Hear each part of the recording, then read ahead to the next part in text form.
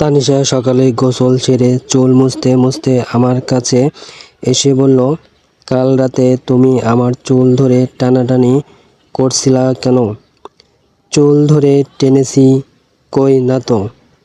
মিথ্যা কথা বলো কেন? বাসায় তুমি ছাড়া আর কে আছে? কালকে এত জোরে টেনেছিলে চুল যে মনে হচ্ছিল চুল সব মাথা থেকে ছিঁড়ে উঠে যাবে।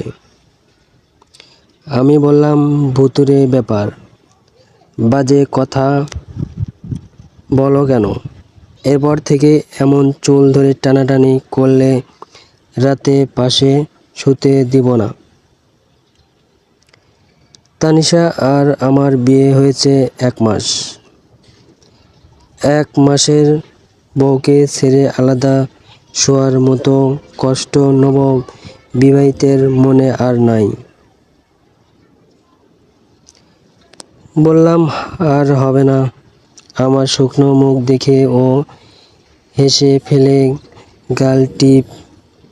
গাল টিপে দিয়ে বলল, ওরে গুড বয়, যাও মাফ করে দিলাম। তানিশার মান ভাঙিয়ে অফিস যেতে পেরে তো ভালোই লাগছিল, কিন্তু মাথায় এই চিন্তাও ঘুরছিল, ওর চুল টানলো কে? ও কয়েকদিন থেকেই এই ব্যাপারে অভিযোগ দিচ্ছিল, রাতে কে নাকি ওর চুল ধরে টানে। এখনো আর আমি বাদে বাসায় কেউ থাকে না, তাহলে চুল টানবে কে? একবার মনে হলে ঘুমের ঘরে আমি বোধহয় টানি। তাহলে সকালে উঠে হাতে 2-1টা চুল তো দেখবই। তা তো থাকে না, নাকি রাতে ওর বিশাল চুল কিছুর সাথে বেজে যায়, আর ওর মনে হয় কেউ ওর চুল ধরে টানছে। কথাটা অফিসের শুনেরা আপুকে বললাম। তিনি বললেন, আরে এমন একটা সমস্যা তো আমার নন্দেরও হচ্ছিল। ওরও তানিশার মতো একদল কোমর পর্যন্ত লম্বা বড় কালো চুল। শেষে চুল ছোট করে ফেলেছে। এখন আর সমস্যা নেই। তুমি কি তানিশার চুল কেটে ফেলবে? আমি বললাম, কাটা তো দরকার, কিন্তু ওর চুলে মুখ ডুবিয়ে না ঘুমালে আমার ঘুম আসে না। আপু খিলখিল করে হেসে বলল, ওরে অ্যাট্রাকশন। দেখি বিয়ের 1 বছরে এই অ্যাট্রাকশন কই যায়। আমি বাড়ি যাওয়ার পথে একটা ছোট কেসি কিনে নিয়ে গেলাম। তানিশাকে বললাম, তোমার যদি মনে হয় চুল বেশি সমস্যা করছে, তাহলে চুল কেটে ফেলতে পারো। তাহলে তুমি ঘুমাবে কেমনে? তোমার কাটা চুল নাকে বেঁধে ঘুমাবো? তানিশা আমার দিকে বালির ছুঁড়ে মেরে বলল, আবার যদি এই কথা বলো, তাহলে কেসি পুরো তোমার পেটে ঢুকিয়ে দেব। আমার চুল আমার কত প্রিয় জানো? এই চুল কাটতে বলেছিল বলে এক মিসকে ঘুষি মেরে স্কুল থেকে টিসি খেয়েছিলাম। আমি জীবনেও এই চুল কাটবো না। দরকার হলে তোমাকে ছেড়ে চলে যাব, তবুও চুল কাটবো না। আচ্ছা ঠিক আছে, চুল কাটতে হবে না। রাতে দেখলাম তানিশা আমার হাত খাটের সাথে শক্ত করে বেঁধে দিল। আমি বললাম, কি করো? নতুন কিছু ট্রাই করবা নাকি?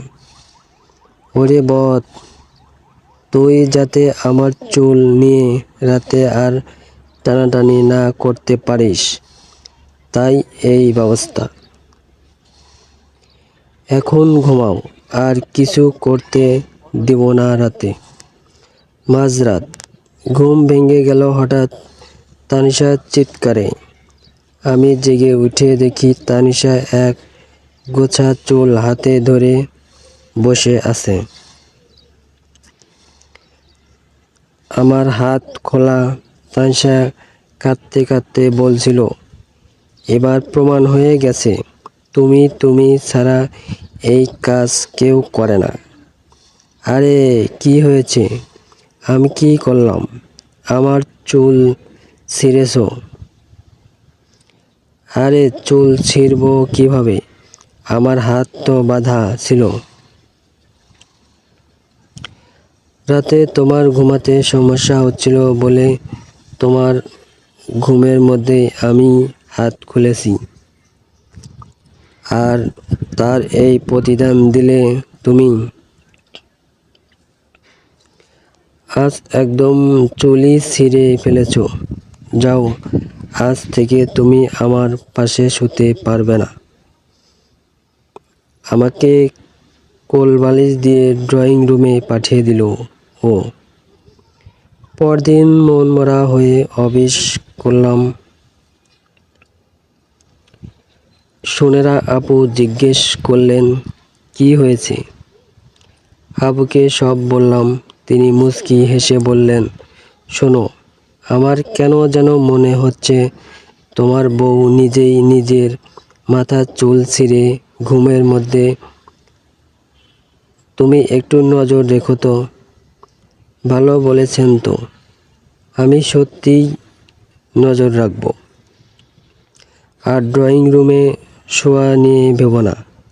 দেখবে 2 দিন পর ও নিজেই তোমাকে বেডরুমে ডাকবে। আমি মুচকি হেসে বললাম, ওটা বলা লাগবে না, আমি এমনিই জানি। মাঝরাত, আজও আমি ড্রয়িং রুমে। তবে আজ না ঘুমিয়ে আমি লুকিয়ে লুকিয়ে বেডরুমের দরজায় চোখ পেতে রেখেছি। তানিশা 2 একবার টের পেয়েছে, রেগে গিয়ে বলছে, কি করো? আমিও কিছু না বলে তাড়াতাড়ি ড্রয়িং রুমে ফিরে গেছি, কিন্তু কিছুক্ষণ পর আবার উকি দিয়েছি বেডরুমে। তানিশা মোবাইল চালাচ্ছে। মোবাইল চালাতে চালাতে হঠাৎ ও দরজার দিকে তাকালো। আমি দেওয়ালের আড়ালে লুকিয়ে গেলাম। ও আবার মোবাইল দেখায় মন দিল, কিন্তু এবার দেখলাম ওর মুখে মুচকি হাসি। আবার আমি উকি দিলাম, আবার ও উকি দিল, আবার আমি দেওয়ালের আড়ালে লুকালাম। আমরা অনেকক্ষণ এরকম লুকোচুরি খেললাম। এক সময় ও ঘুমিয়ে পড়ল। ওর মোবাইল পড়ে রইল ওর পাশে। ওর দীঘল কালো লম্বা চুল ওর মুখে ঢেকে বিছানার এক পাশে ঢলে পড়ল। আমি অপেক্ষায় থাকলাম কখন ও ওর চুল টানে দেখার জন্য। রাত বাড়ছে, চাঁদের জ্যোৎস্না জানালা বেয়ে ঢুকে পুরো ঘর আলো করে রেখেছে। আর আমি দেখছি তানিশাকে। কি অপরূপ মায়াময় লাগছে ওকে দেখতে। একটা মেয়ে এত সুন্দর হতে পারে কি করে? দেখতে দেখতে হঠাৎ তানিশা চিৎকার করে উঠল, মরণ চিৎকার। ওর চুলে টান পড়েছে। ও জেগে উঠেই আমাকে দেখে রাগে চিৎকার করে বলল, আবার আবার তুই চুলে টান দিয়েছিস? এত বেহায়া কেন তুই? বারবার বলার পরও এমন শিখ মজা করছিস কেন আমার সাথে? আমি কিছু বলার ভাষা খুঁজে পাচ্ছি না, কারণ আমি ভয় পেয়েছি, ভীষণ ভয়। তানিশা ওঠার ঠিক আগ মুহূর্তে আমি দেখলাম একটা হাত বিছানার নিচ থেকে বের হয়ে তানিশা চুল আঁকড়ে ধরেছে। সাদা ভীষণ লম্বা হাত। এমন লম্বা হাত কোনো মানুষের হওয়া সম্ভব না। গল্পটি ভালো লাগলে অবশ্যই সাবস্ক্রাইব করবেন। ধন্যবাদ।